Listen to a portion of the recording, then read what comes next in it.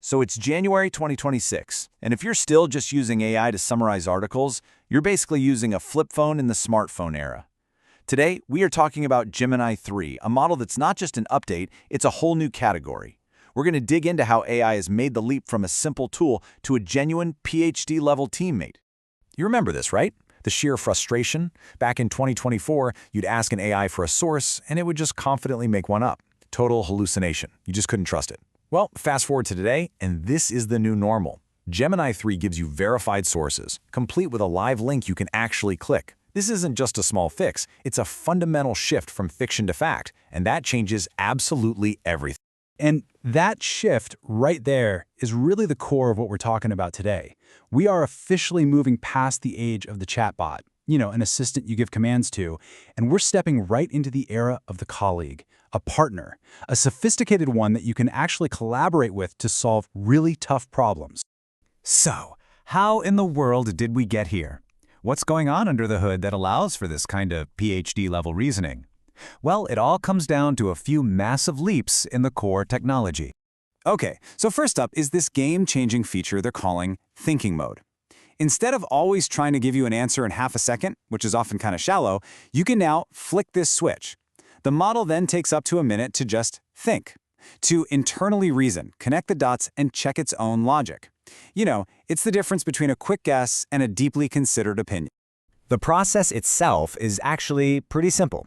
You give it a really complex prompt. It then kicks into that internal reasoning phase we just talked about, and only after all that does it deliver a deeply analyzed and verified answer.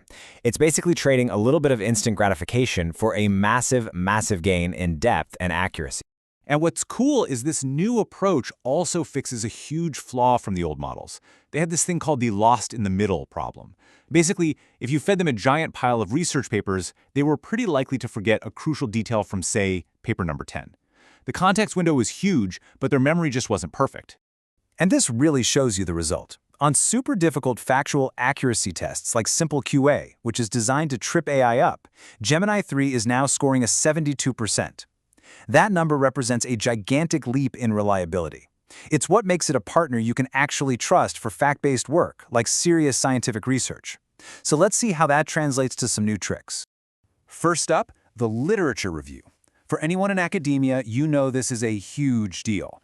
This is no longer about just summarizing a few articles that you've already found. Gemini 3 actually becomes an active player in the research and discovery process itself. So what does that actually look like? How do you kick off a big, complex research project in this new world?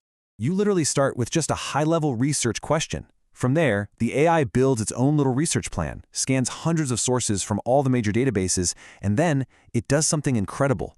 It doesn't just summarize them, it actively looks for and identifies conflicts between the sources before handing you this comprehensive report. And this is the part that is just mind-blowing.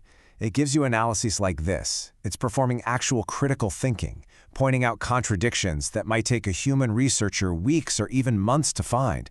This is a massive leap forward, especially if you're trying to write a really solid discussion section for a paper. Now, of course, all that brainpower extends right into the writing process. We've moved so far beyond just checking your spelling and grammar. We are now talking about logical and stylistic analysis. Think about this. You can now ask it to analyze the logical flow of your argument from one section to the next. You can feed it a bunch of your old papers and say, hey, adopt my specific academic voice. And with hallucinations being almost a thing of the past, plus a verify button for every single claim it makes, it brings this new level of trust and integrity to writing with AI.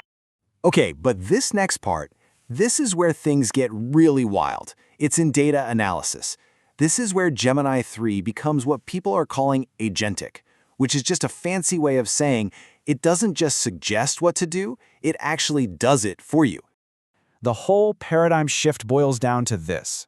Older AIs could write you a script to clean your data. Gemini 3 writes the script, runs it in a safe, secure environment, debugs any errors it finds, and then just delivers you the final result. It has gone from being a scribe to being a full-on analyst. I mean, just imagine this workflow. You drop in a folder full of messy, disorganized clinical trial data. You give it a simple, high-level task like, clean all this data up for a Cox model, and hey, suggest a few new hypotheses. The AI just goes to work, writing code, running it, fixing errors, and then it comes back with not just a clean data file, but brand new ideas for your research. It's like having a junior data scientist on call 24/7. So what does all this add up to? I mean, these crazy advancements aren't just new features on a product. They really present a new challenge for us, almost like a new test for how we approach knowledge and how we work. And let's be totally clear here. It is not perfect, not by a long shot. It still makes what you might call graduate student errors. Sometimes it overreaches on a conclusion, or it might miss a really subtle nuance in the data. It's a colleague, for sure, but it's one that still needs supervision and guidance from an expert. And that expert is you. On this incredibly difficult benchmark designed to test this kind of high-level reasoning, called Humanity's Last Exam, the model scores a 37.5%. Now, to put that in perspective, this test pulls super hard questions from all sorts of different fields, testing for the kind of knowledge you'd expect from a top human expert. So that score is both unbelievably impressive for an AI, and it's also a pretty stark reminder that there's still a long, long way to go. Human oversight is absolutely critical.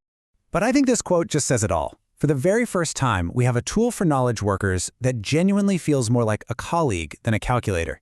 It can reason, it can analyze, it can create, and yeah, it can even make mistakes. It's a partner in the truest sense of the word. And that leaves us with the final, and maybe the most important question of all.